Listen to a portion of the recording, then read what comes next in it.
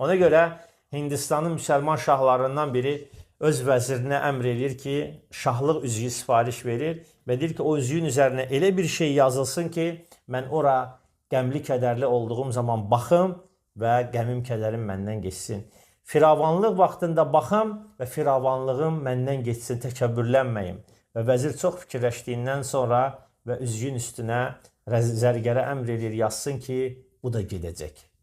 Bu da gedəcək. Bu dünyada əbədi heç bir şey yoxdur. Nə xoşbəxtçilik, nə bədbəxtçilik, nə imtahan, nə də neymətlər. Mütləqdir ki, hamısının bir sonu vardır. Bir sonu var. Bu dünyada əbədi heç bir şey yoxdur.